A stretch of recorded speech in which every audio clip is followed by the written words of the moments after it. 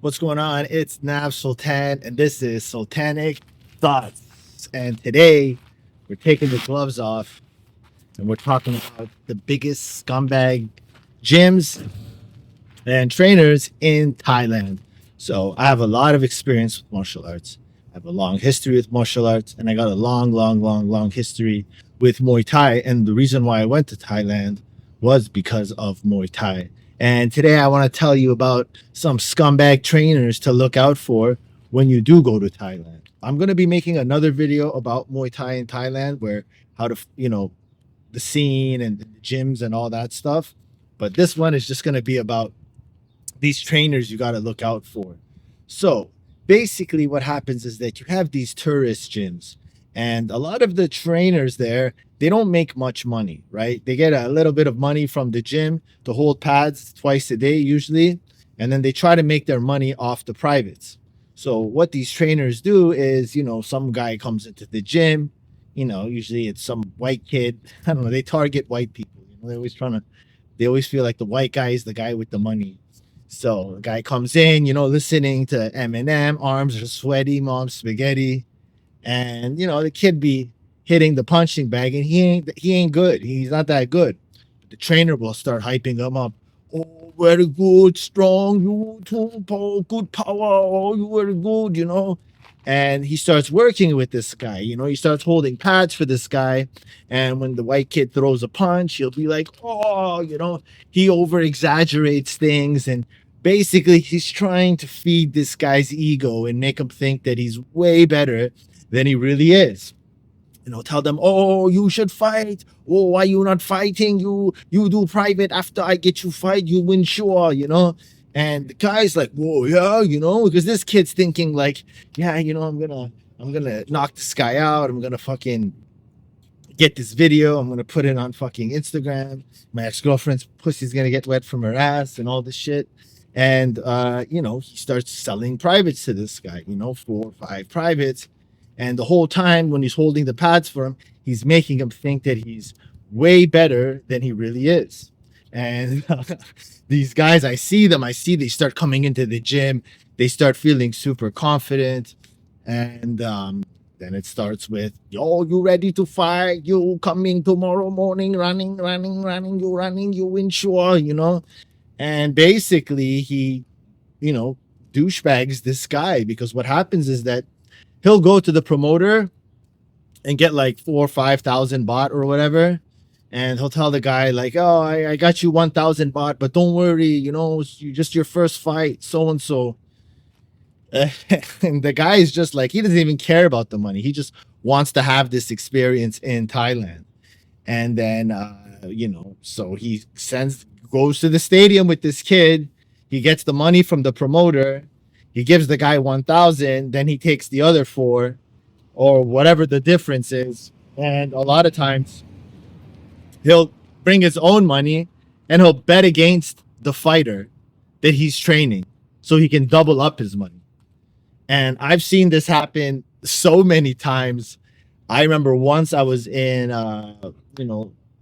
Bangla Stadium, which is the main stadium in downtown, Patong, Phuket. And I was sitting in the audience and I seen this kid show up. He had the mohawk, looked kind of nerdy, and he's just like walking around and stuff, you know what I mean, in the zone, super confident. I was like, whatever, I didn't know who he was. And then he goes into the ring against some Turkish guy who's a little bit deezed, and he has one corner man. Usually you have like 2 or 3 corner men. This guy only had 1. And the fight starts, and this white kid throws a Superman punch, and next thing I know, the Turkish guy moves out of the way, hook, guy's down right away. First punch, he is down. 1, 2, 3, 4, 5, 6, 7, 8. This kid gets up, and right away you could look at his face and tell he is completely dumbfounded. What is going on? I told you before, he was walking around with confidence like he had a 12-incher, and now he's acting like he's got a 1.5 with the Viagra. and he's just freezing like this. He doesn't know what's going on. You know what I mean? He had the M&M, the Chief Keef in his ear, pre-workout, pre-warm up, and now he's just like a duck, just waiting there. And I go, ooh, this is not gonna be good. He tries to throw something, and all that happens next, I don't even remember the combination. This guy was, imagine this is his body, right? He goes from this, he gets punched or hit, or I don't know what it was, to an L, right? So he goes from, I'm going to show with my hands. He's straight. He ends up leaned over. He gets uppercut or hooked. He turns into an A, and then he turns flat on the ground. Flat. At the same time, everybody in the stadium, oh, it was bad. It was bad. The ref rolls him over, lifeless, laying on the ground. It was bad. And then what do I see next? Scumbag trainer jump in the ring, grin from here to here, like the biggest smile ever. Looks at the crowd, don't worry about it. Pulls out the salt, like that wake up salt, puts it on his nose. This guy doesn't wake up. And all they do is grab his ankles and drag him out of the ring like this.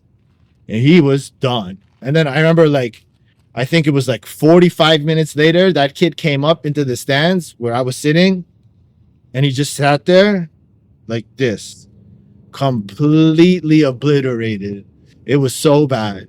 And by the look on the Thai trainer's face, you could just tell this guy his parlay just kicked in. And you gotta watch out for this stuff, man. You gotta watch out for this stuff. If you guys do want to have fights in Thailand, you know what I mean? You gotta kind of go to the gym and watch how the other people are getting matched up. Watch your peers getting matched up. You know what I mean? There's top stadiums, and then there's smaller stadiums. And if they're not trying to put you in those smaller stadiums, a lot of times something is up. I had a friend there.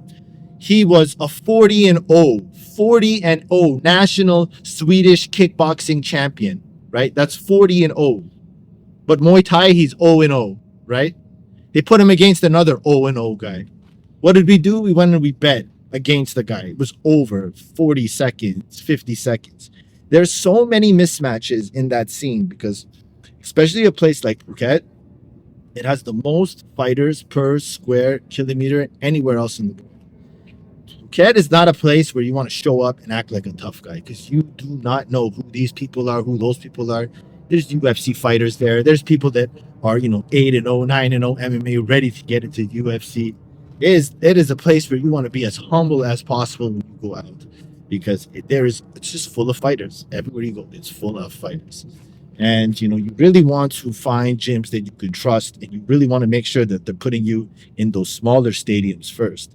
And you want to kind of just see how everybody else is getting matched up, but it is a great experience. I recommend everybody, especially if you're in your 20s, start training in your country, go to Thailand, and start training there and get a fight because there is nothing like it. As a man, to have that on your bucket list is a must, and you will really regret it if you get old and you don't act on it. It will be a regret of yours because you could have done it. And when you go there, you'll see people that are more shit than you are, more trash than you are, and they go and they win their fights. And as long as you compete, you win, in my opinion. Obviously you don't want to end up like that kid with the mohawk and the M&M music in his ear, but that's kind of what it is. And a lot of other shady stuff they do, like my friend tried to get a fight in Thailand, and they told him that, if you want to get the fight, you have to buy a belt from Bangkok. And he's like, what do you mean I have to buy a belt? They're like, yeah, they wanted 5,000 baht for this 1,000 baht belt, which is it's like a $30 $40 US belt, but they wanted to charge him 200 for it. It's just a finesse. Why do you need the belt for? The promoter has the belt, and a lot of times the belt is just a prop. You take a picture of it. As soon as you take a picture of it, they take the belt and then they use it next week. Those belts in those, tourist gyms, they don't really, to tourist stadiums, they don't mean much. They're just a prop. So they can, go in the tourist district and say, there's a championship fight tonight. There's a championship fight tonight. And, that's kind of what you want to look out for. Another scumbag thing I see in the gym a lot of times is, you especially in Phuket, you have like these Russian fighters, and they're really good, but they just treat every single round of sparring like it's the Pride MMA Grand Prix finals. Like they just have no sense of sparring for the sake of getting better. It's about I got to win every round. It's basically a fight, and I've seen a lot of guys get really injured out there. Another problem is these guys, a lot of dirty people out there, staph infections and stuff like that. You want to make sure you're cleaning yourself really good after the fights with disinfected soap. That's pretty much a common thing. But the main thing is a lot of times is that there's fighter gyms and then there's tourist gyms. Fighter gyms don't make much money, right? They really don't make much money. These gyms, usually the bags are older, the equipment is a bit older, grimier. And then when you go to like a tourist gym, a lot of times you'll see everything is new, fresh, clean. It's more catered to people that are there to lose some weight, take some pictures, get a few training in. But the real gyms with the real fighters, those guys are all broke. They don't have money. They pay 3,000-4,000 a month. They train twice a day, and then the gym basically splits the money from their actual competition fights. So what is that? That's 10 minutes, guys. I'm gonna do another video about Muay Thai in Thailand, but I thought I'd tell you this story and give you this trick, so you guys can protect yourself and watch yourself. And I uploaded another video today. It was called "She Doesn't Want to Get Fixed. She Wants a New Victim." Guys, check it out, and please like, subscribe, share it with someone who would like it, and I'll catch you on the next one. Peace.